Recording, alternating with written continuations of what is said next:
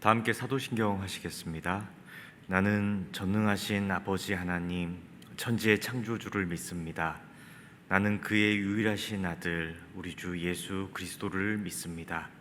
그는 성령으로 잉태되어 동정녀 마리아에게서 나시고 본디오 빌라도에게 고난을 받아 십자가에 못 박혀 죽으시고 장사된 지 사흘 만에 죽은 자 가운데서 다시 살아나셨으며 하늘에 오르시어 전능하신 아버지 하나님 우편에 앉아 계시다가 거기로부터 살아있는 자와 죽은 자를 심판하러 오십니다.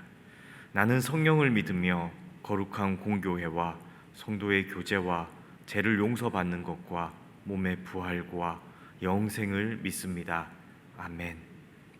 다 함께 찬송가 259장 부르시겠습니다.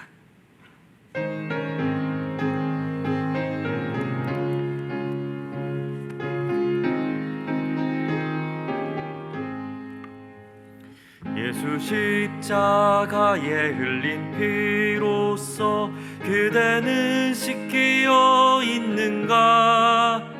더러운 죄 희게 하는 능력을 그대는 참으지 않은가?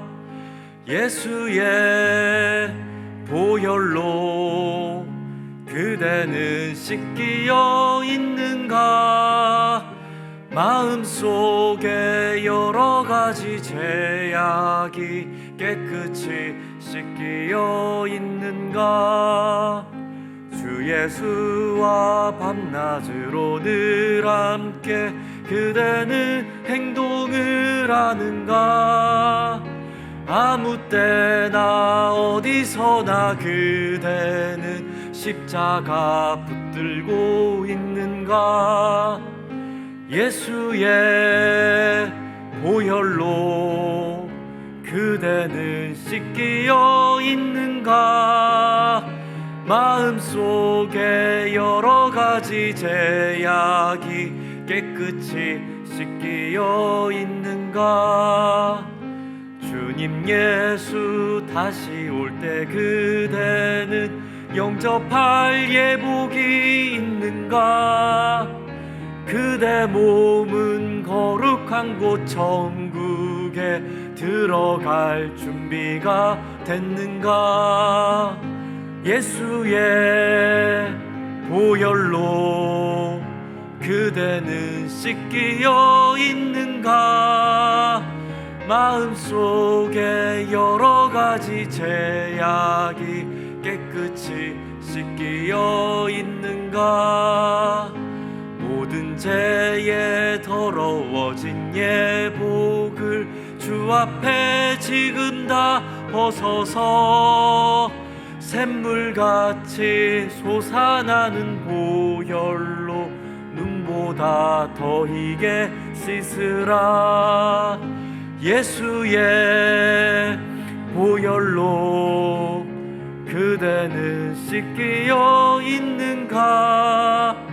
마음속에 여러 가지 죄악이 깨끗이 씻기어 있는가? 아멘. 광고 말씀드리겠습니다. 내일 9월 21일 화요일에는 추석 명절로 새벽 예배가 없습니다. 가정 예배 순서지를 가지고 가정에서 예배 드리시는 가운데 주님 주시는 은혜가 가득하시길 빕니다. 오늘 하나님께서 우리에게 주시는 말씀은 신약 성경 마태복음입니다. 마태복음 20장 20절에서 28절까지의 말씀을 제가 봉독해 드리겠습니다.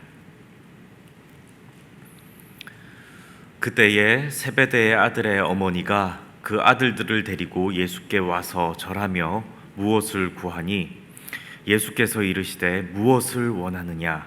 이르되 나의 이 두 아들을 주의 나라에서 하나는 주의 우편에 하나는 주의 좌편에 앉게 명하소서. 예수께서 대답하여 이르시되 너희는 너희가 구하는 것을 알지 못하는도다. 내가 마시려는 잔을 너희가 마실 수 있느냐? 그들이 말하되 할 수 있나이다. 이르시되 너희가 과연 내 잔을 마시려니와 내 좌우편에 앉는 것은 내가 주는 것이 아니라 내 아버지께서 누구를 위하여 예비하셨든지 그들이 얻을 것이니라. 열 제자가 듣고 그 두 형제에 대하여 분이 여기거늘 예수께서 제자들을 불러다가 이르시되 이방인의 집권자들이 그들을 임의로 주관하고 그 고관들이 그들에게 건세를 부리는 줄을 너희가 알거니와 너희 중에는 그렇지 않아야 하나니 너희 중에 누구든지 크고자 하는 자는 너희를 섬기는 자가 되고 너희 중에 누구든지 으뜸이 되고자 하는 자는 너희의 종이 되어야 하리라. 인자가 온 것은 섬김을 받으려 함이 아니라 도리어 섬기려 하고 자기 목숨을 많은 사람의 대속물로 주려 함이니라. 아멘. 사람의 본성에는 사람 아래 사람을 두려는 마음이 있습니다. 이렇게 사람 아래 사람을 두려는 마음, 자기의 발 아래 다른 타인을 두려는 마음이죠. 이른바 권력이라는 것입니다. 권력 그러면 멀리 있는 것만 같은데, 일부 정치인들의 이야기나 다른 사람들의 얘기 같은데 그리 멀리 있는 거창한 것만이 권력은 아닙니다. 아주 가까이에 있는 우리들, 혹은 저 역시도, 여러분 역시도 권력을 탐하는 마음이 있습니다. 결혼을 한 부부가 신혼 시절에 많이 싸우는 이유가 있습니다. 주도권 싸움이라는 것을 하게 되면 많이 싸우게 되죠. 참 신기하죠. 사랑해서 결혼까지 한 사이인데 타인을, 혹은 자신의 아내를, 자신의 남편을 자기 아래에 두려는 마음이 커지면 싸우게 되는 겁니다. 사실 신혼부부 간의 주도권 다툼, 이것도 권력 다툼이겠죠. 자식을 키우는 부모, 그 부모 아래에 있는 아이들, 자녀들, 부모들 역시 자칫 사랑이란 이름으로 아직 우리 아이는 나이가 어리고 아직 잘 모르고 가르쳐야 한다는 생각으로 자녀들의 생각을 존중하기보다는 자신의 아래 두고 자신의 생각 아래에 아이의 생각을 복종시키려는, 그래서 무서운 권력을 휘두르는 그러한 부모가 되기도 합니다. 권력은 어른들만의 이야기는 아닌 것 같습니다. 얼마 전에 초등학교 3학년인 제 아들이 회장 선거에 나간다고, 이제 2학기가 되어서 회장 선거에 나가겠다고 책상에 앉아 있는 겁니다. 뭐 하나 이렇게 봤더니 연설문을 쓰고 있었습니다. 고민하고 있는 거죠. 정말 자세가 이랬습니다. 머리를 이렇게 쥐어짜고 어떻게 하면 회장이 될 수 있을까? 사실 제 아들이 1학기 때도 회장 선거에 나갔었는데 떨어졌습니다. 아이 말로는 2표차, 1표차라고 얘기하는데 제가 봤을 땐 꼴찌였습니다. 그랬기 때문에 제 자식이지만은 2학기 때 회장이 되기는 참 어렵겠다 이렇게 생각했는데, 그래서인지 아이한테 물어봤습니다. 왠지 떨어질 것 같았거든요. 그래서 얘야, 건유라, 너 왜 그 회장이 되고 싶어? 회장이 되려는 이유가 뭐야? 이렇게 물었더니 아이가 솔직하게 얘기합니다. 선생님을 가장 가까이에서 돕고 친구들을 돕고 싶어서요. 이렇게 얘기합니다. 그래서 물었습니다. 왜 선생님을 돕고 싶어? 왜 또 친구들을 돕고 싶어? 그랬더니 아이가 얘기합니다. 좋아서 그렇답니다. 제가 바꿔 물었습니다. 혹시 선생님이랑 제일 친하게 지내면서 반 아이들한테 그 선생님한테 소식을 제일 먼저 듣고 이렇게 전하고 전달하고 또 반 친구들한테 이제 선생님이랑 가장 가까운 걸 좀 자랑하고 싶어서 그러는 거야? 이렇게 얘기했죠. 물었죠. 그랬더니 아이가 대답합니다. 맞아요, 아빠. 그게 하고 싶어서 그래요. 이제 10살인 아이의 마음속에도 어쩌면 권력에 대한 욕심이 있었습니다. 이러한 인간의 모습을 연구한 독일의 철학자 니체는 책을 썼는데 그의 책 권력의 의지라는 책에서 이렇게 말합니다. 권력은 인간을 움직이는 동인이다. 어쩌면 이처럼 권력을 탐하는 마음들은 일부 정치가들에게만 해당되는 문제가 아니라 일상의 삶을 살아가는 우리 모두에게 보편적으로 있는 그런 니체의 말처럼 우리를 움직이는 어쩌면 동인일지 모르겠습니다. 그리고 사실 권력 자체는 죄가 아닙니다. 돈이나 명예, 술, 또 외모를 가꾸려는 것, 이러한 자체가 죄가 아닌 것처럼 권력도 그 자체로는 죄가 아닙니다. 바울 사도는 로마서 13장 1절과 2절의 권력에 대해서 또 권세에 대해서 이렇게 우리에게 가르쳐 줍니다. 제가 읽어드리겠습니다. 각 사람은 위에 있는 권세들에게 복종하라. 권세는 하나님으로부터 나지 않음이 없나니 모든 권세는 다 하나님께서 정하신 바라. 그러므로 권세를 거스르는 자는 하나님의 명을 거스름이니 거스르는 자들은 심판을 자취하리라. 권력, 권세, 이것은 나쁜 것은 아니죠. 다만 그것을 탐하여 불법을 저지르려는 인간의 마음이 자칫 죄의 길을 걷기 쉽기 때문에 믿는 자들은 그것을 견제하는 것입니다. 이러한 권력을 추구하는 문제, 자리를 탐하는 문제는 예수님과 그의 제자들 안에도 있었습니다. 예수님은 우리가 읽었던 본문의 앞절, 앞단락에서 이런 구절들을 얘기하시면서 이런 얘기들을 하시는데, 이제 자신이 십자가를 지고 이렇게 십자가에 달려 죽고 부활할 것이라는 얘기들을 합니다. 십자가 사역에 대해서 제자들에게 얘기하신 거죠. 벌써 이러한 얘기는 세 번째 말씀하시는 겁니다. 십자가 부활 후에 부활할 것이라는 얘기, 그리고 부활 후에는 하나님의 나라, 예수님께서 공생애 처음부터 말씀하셨던 회개하라 천국이 가까웠다, 하나님의 나라가 가까웠다 했던 그 하나님의 나라가 이제 가까워 올 것이라는 얘기입니다. 즉 하나님의 통치 아래 살아가는 하나님의 왕국이 이렇게 우리에게 찾아올 것이다 라는 얘기를 제자들에게 하십니다. 물론 이러한 예수님의 하나님의 나라의 도래, 이 십자가의 사역은 물리적인 왕국이 세워진다는 것은 아닙니다. 하나님의 말씀대로 살아가는 공동체, 그러니까 전 우주적인 믿음의 공동체가 세워질 것이라는 얘기를 비유적으로 이제 예수님께서 하시는 거죠. 그러나 이때의 제자들은 그 하나님의 나라를 그렇게 이해하지 못하고 세상과 똑같은 하나님의 왕국이 곧 도래할 것이라고 여겼던 것 같습니다. 그래서 오늘 함께 읽었던 본문 20절에 이러한 구절이 나옵니다. 함께 읽겠습니다. 그때에 세베대의 아들의 어머니가 그 아들들을 데리고 예수께 와서 절하며 무엇을 구하니. 세베대의 아들들, 즉 예수님의 제자인 12제자 중에 2명, 야고보와 요한, 그리고 그들의 어머니 살로메라고 여겨지는데요, 그들의 어머니가 예수께 와서 절을 합니다. 본문을 자세히 보면 어머니가 아들들을 데리고 왔다라고 표현되어 있습니다. 그러면서 절을 하기도 하고 또 자식들을 예수님 앞에 이렇게 절을 시키는 장면들이 그려지지 않습니까? 예수님이 묻습니다. 왜 절을 하는가?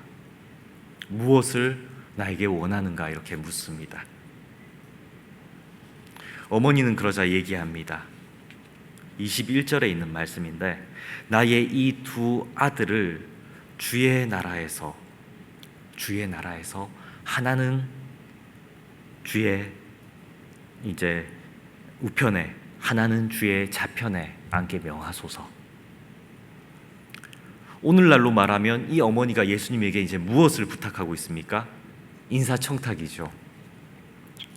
예수님, 주의 나라가 오게 되면 제 아들들을 예수님의 가장 가까운 자리, 그러니까 예수님이 왕이 되실 거니까 왕에서 가장 가까운 우편과 좌편에 제 아들을 놓아주십시오. 인사청탁인데 오늘날로 또 어쩌면 그 학교를 다니는 부모님의 입장에서 보면 치맛바람을 이렇게 일으키고 있는 겁니다. 여기서 우리가 알게 되는 인간의 마음이 하나 있는데, 인간의 재성은 권력의 자리를 목적으로 삶아 살아간다는 겁니다. 그러니까 자리, 높은 자리, 건세를 부릴 수 있는 자리를 탐하는 것이 인간이라는 거죠.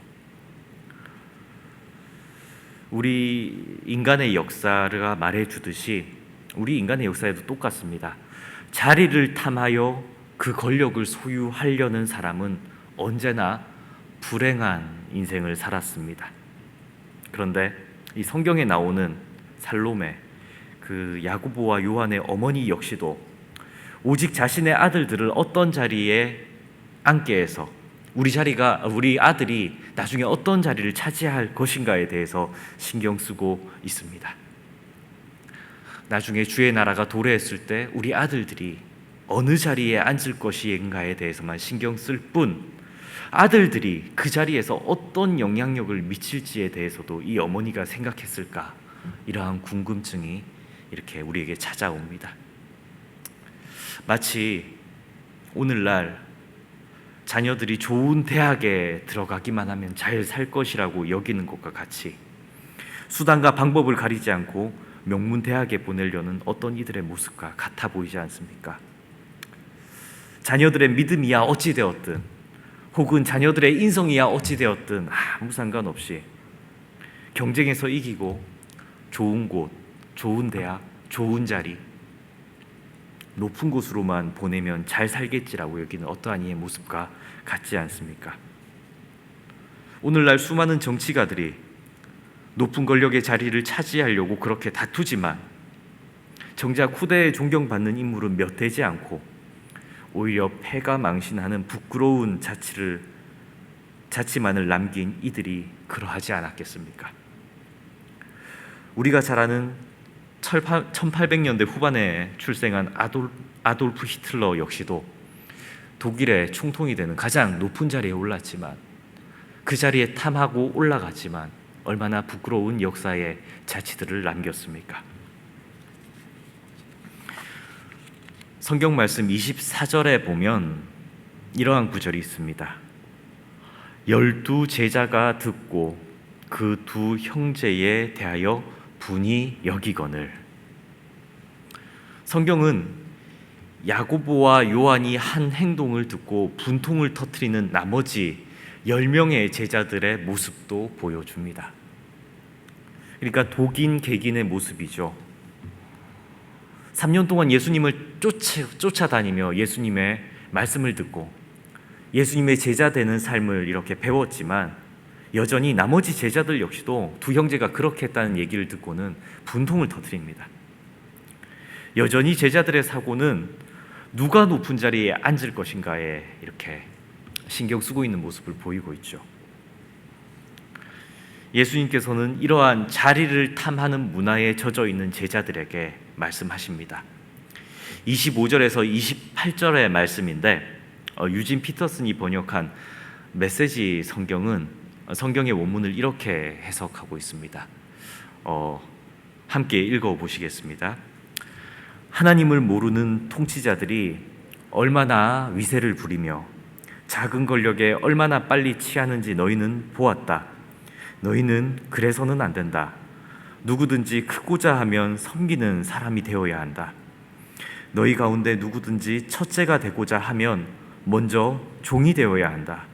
인자가 한 일이 바로 그것이다.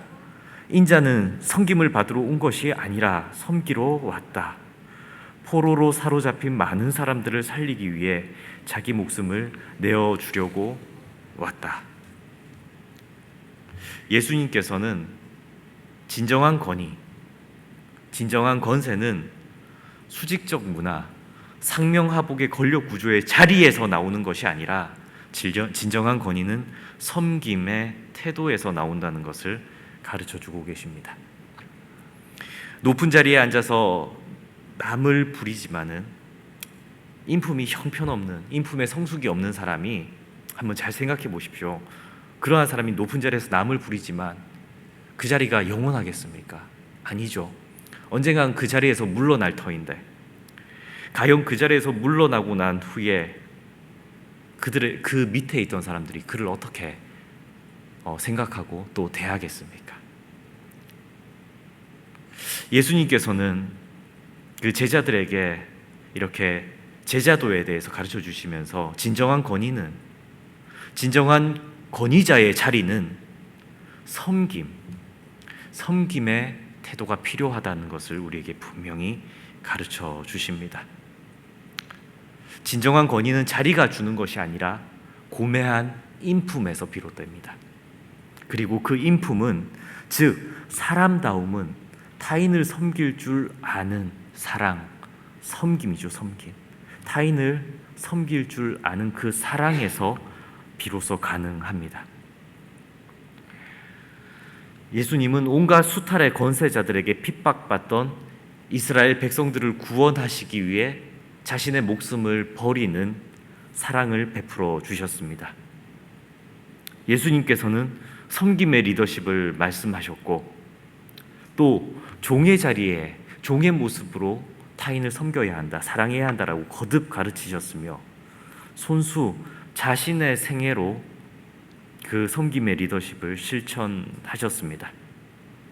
그리고 그 가르침을 깨달은 기독교인들이 이제 그들의 삶을 통하여 세상을 변화시켰습니다. 한번 잘 생각해 보십시오.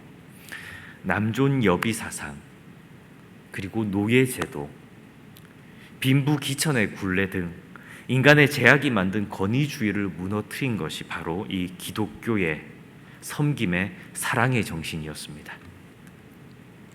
그리고 이 섬김의 리더십이 가장 잘 구현되고 있는 것이 바로 교회이죠. 교회 안에도 여러 부서와 조직이 있습니다. 그리고 그 조직은 각각 임원들을 세우고 구성합니다. 그래서 부서의 임원들을 우리가 어떻게 호칭합니까? 회장, 총무, 회계, 또 교육부서는 어떻습니까? 지도, 교사, 부교사, 봉사회 안의 조직들도 다 이렇죠. 교구도 어떻습니까? 교구에도 지역장, 구역장 이렇게 세우죠. 그런데 이 교회 리더로 세움받은 분들의 삶의 태도가 다들 어떠한 모양입니까? 섬김, 사랑, 희생, 더 낮아짐, 이러한 모습들 아닙니까?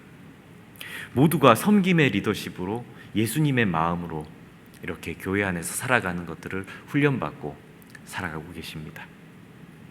이렇게 교회에서 살아가는 모습 그대로 그러한 리더들은 또 세상에서 살아가시겠죠. 새벽 예배에 오신 여러분들 역시도 가정에서는 한 권위자이실 겁니다. 가장으로 혹은 엄마로 이렇게 살아가시죠. 어머니로 이렇게 살아가시죠. 권위자들이시죠. 명절이고 추석입니다. 예전 같으면 온 가족이 한데 모여서 잔치를 벌이는 명절인데 가족들이 모이면 좋기도 하지만 혹은 예의에 따라서 체면 치레를 해야 하는 경우도 종종 있습니다. 또 가족 간에는 누가 크냐, 누가 편하냐의 문제로 다투기도 하죠. 상을 이렇게 놓으면 누가 상석에 앉을 것인가, 또 누가 말석에 앉을 것인가, 누가 뭘 떨어지면 섬길 것인가 하는 것도 또 종종 우리 안에서 일어나는 일들입니다. 우리는 그때 어떠한 모양과 모습으로 리더십을 발휘하고 계십니까? 예수님께서는 진정한 섬김과 진정한 권위자들은 그 섬김에는 희생이 필요하다라고 말씀하셨습니다. 예수님께서는 우리를 위해 자신의 몸을 대속물로 내어놓으신 것 같이 우리 역시도 그러한 섬김의 삶을 살기를 원하고 계십니다. 예수님께서는 우리를 자유롭게 하시기 위해 자신을 십자가에 못 박아 희생하셨습니다. 그리고 그 사랑을 받은 우리들은 예수님의 그 희생과 사랑을 고귀히 여기며 우리 역시도 이 세상 속에서 희생할 줄을 아는 그리스도인이 되어 갑니다. 예수님의 희생으로 생명을 얻은 우리가 이제는 섬김의 리더십으로 가정에서, 직장에서, 더 나아가서 나라와 온 열방에서 희생하는 태도를 가져 여러 사람들의 생명을 살리게 되기를 주님의 이름으로 축복합니다. 기도하시겠습니다. 하나님 아버지, 섬김의 본이 되라 하시는 말씀을 나누며 배웁니다. 성령의 사람은 욕심내지 않고 더 이상 나를 내세우지 않습니다. 그래서 성령의 사람 곁에 있으면 주변 사람들이 평안합니다. 저희도 그런 사람 되게 하옵소서. 교회에서도 육신의 사람으로 살기에 이해관계가 생기면 나의 불안과 욕심을 드러냅니다. 교회 공동체 안에 본질에서 벗어난 모습이 있다면 돌이켜 세상의 위계 질서와는 다른 질서를 빚게 하옵소서. 제자들의 발을 씻기신 예수님을 따라 낮아지기를 소망하는 공동체가 되게 하옵소서. 세상의 헛된 영광을 구하지 않고 자기 뜻을 고집하지 않게 하옵소서. 세상이 놀랍게 여기는 진정한 그리스도의 공동체가 되기를 소망합니다. 명절입니다. 온 가족이 모여 함께 정을 나누며 떡을 떼며 또 다하지 못했던 가족 간의 사랑을 나눌 때에 어떠한 사단막이 틈타지 못하게 하시고 서로가 진정으로 섬기고 사랑을 나눌 수 있도록 주님 우리를 인도하여 주옵소서. 이 모든 간구 우리 주 예수 그리스도의 이름으로 기도드립니다. 아멘. 하늘에 계신 우리 아버지, 아버지의 이름을 거룩하게 하시며 아버지의 나라가 오게 하시며 아버지의 뜻이 하늘에서와 같이 땅에서도 이루어지게 하소서. 오늘 우리에게 일용할 양식을 주시고 우리가 우리에게 잘못한 사람을 용서하여 준 것 같이 우리 죄를 용서하여 주시고 우리를 시험에 빠지지 않게 하시고 악에서 구하소서. 나라와 권능과 영광이 영원히 아버지의 것입니다. 아멘.